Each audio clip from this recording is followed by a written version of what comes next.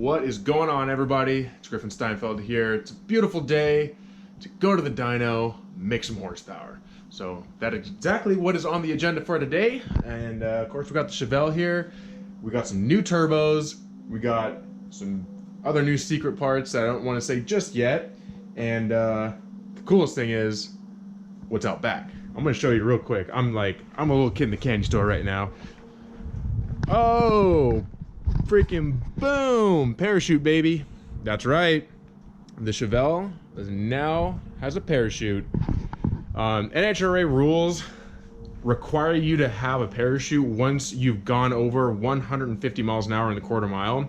Regardless of what the time was, 150 miles per hour is the limit to where you can have a parachute. So, seeing that the car did 121 in the 8th, it's easily going to get into the 150 range. So we just took a little one step ahead and put the parachute on there now before we go all the way out to the track and just get kicked out because we went over 150. So super freaking stoked about that. But yeah, we're just doing a quick oil change on the Chevelle right now. Fresh Maxima.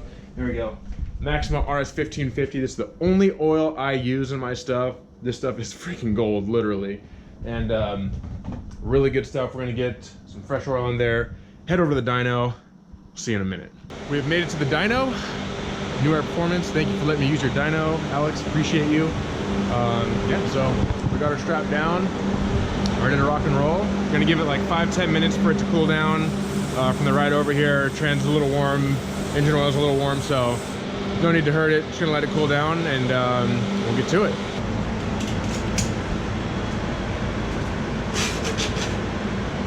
All right.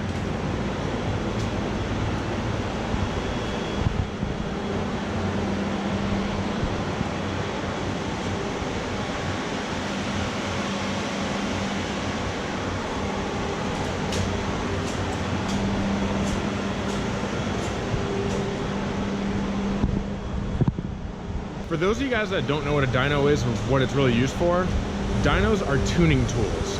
It allows us to put the car under almost operating conditions and not going anywhere. So we can really concentrate on the computer, on the gauges, and not on keeping the car straight or traffic, if you street tune, or any of the unknown variables that we can't control. So it makes things a lot safer, a lot smoother, and keeps things under control. So basically what we do is put the car on these big giant steel drums. Okay, that's what the dyno is. The tires contact the steel drums, spin them, and the dyno calculates the amount of horsepower, and that's how you get horsepower. So with that being said, it's a calculation. There are a lot of different factors that can change that number.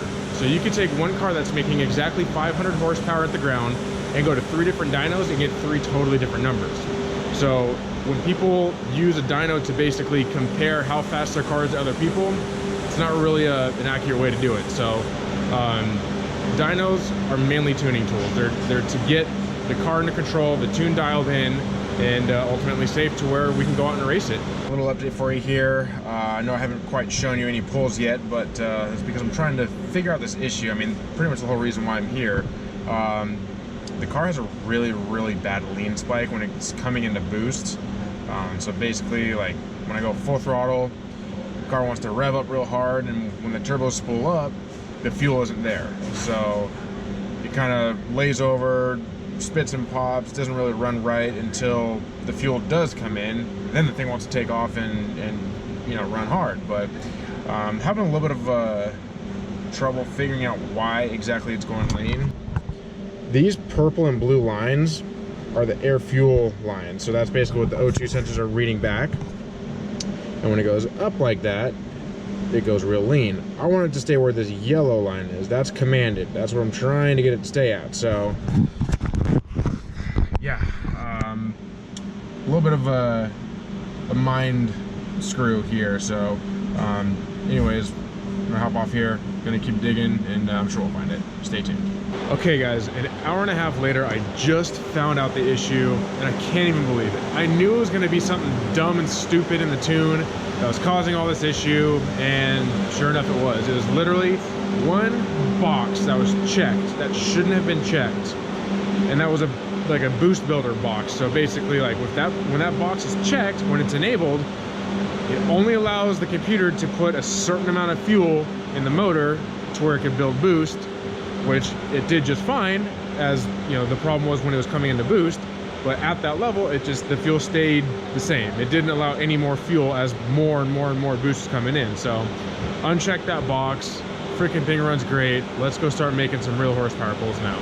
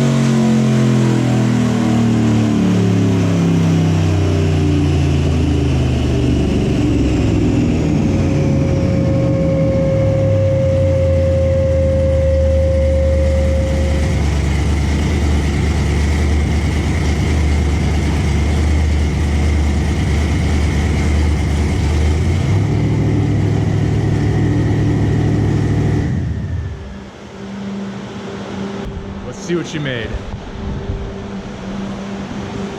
Oh wait, no, it didn't freaking take to it. Hold on, we'll get Alex over here. All right, we got the screen up. Let's see what it did this time. Woo! 938 horsepower and 804 pound-feet of torque. That's freaking rowdy, baby. Right to about 7,000 RPM, 7,100. I think that was on, I have to check the log, but I believe that was on like 15-ish pounds of boost, about 15 and a half, 16, right around there. So let's just keep creeping up on this thing nice and easy and keep going. Woo! Super stoked, baby. Felt good in the car.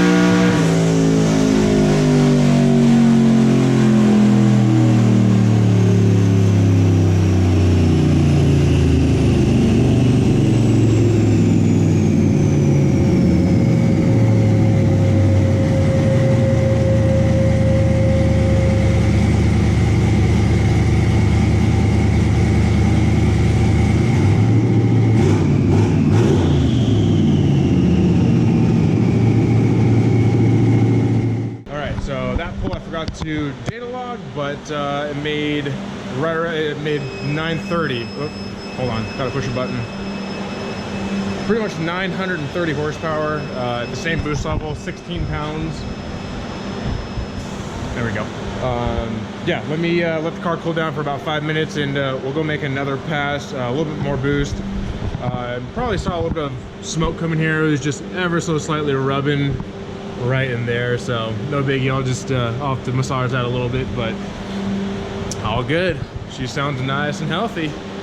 Now I will bring you guys inside the car for a pull, just to show you guys everything that I'm watching pretty much all at the same time as best as I can. That's pretty much the dashboard that I'm monitoring during a pull, and of course everything's being data logged, so I can go back afterwards and check the tune out and see what's going on and exactly what happened with every sensor and parameter that pull. So we will give this thing a second here and fire it up and go for it. All right, guys, here we go. I'm gonna try to do 3, 4, 5 things at once here, so let's fire it up.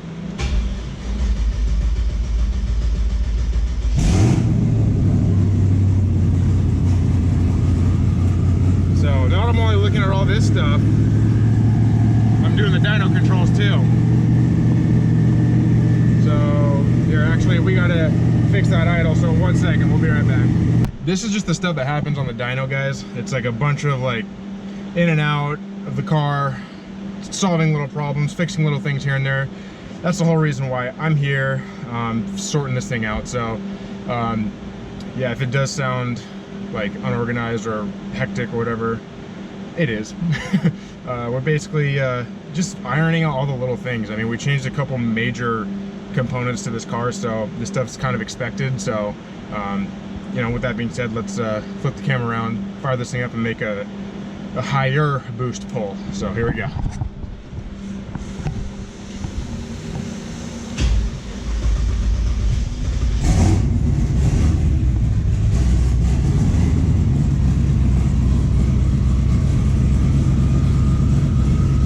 So there's the data logger. We'll start logging.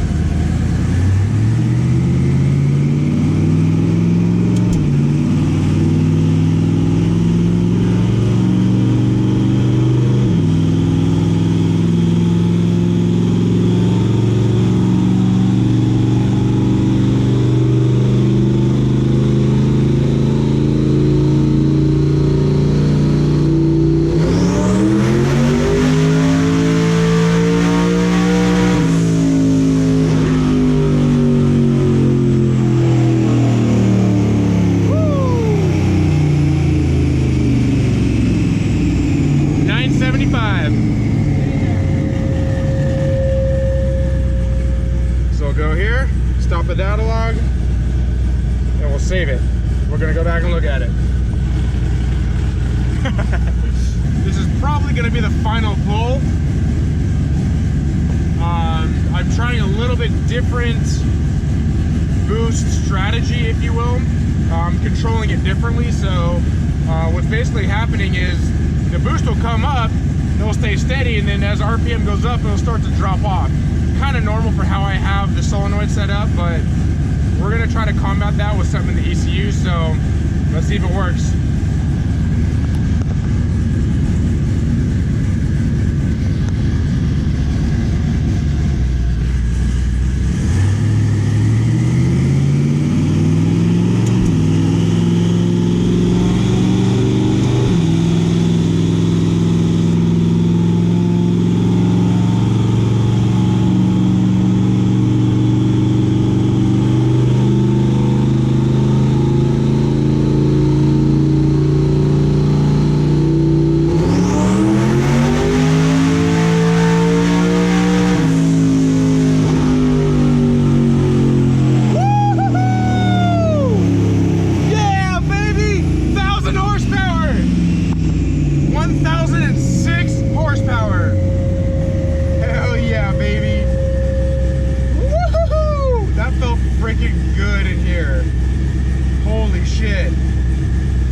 My first 1,000 horsepower car that I freaking pretty much built and tuned myself. Holy shit, you guys, that felt good. Let me kill this thing here.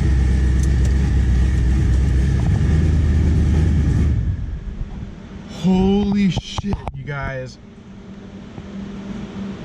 Dude, I can't see the numbers on the computer, but that was 1,006 horsepower and probably high 800, low 900 foot-pounds of torque.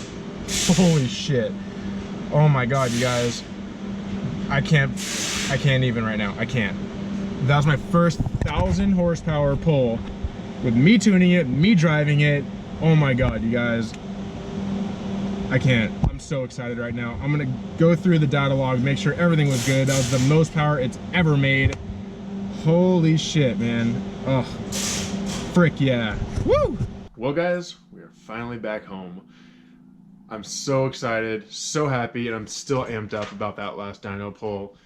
1,006 rear wheel horsepower, 852 pound-feet of torque.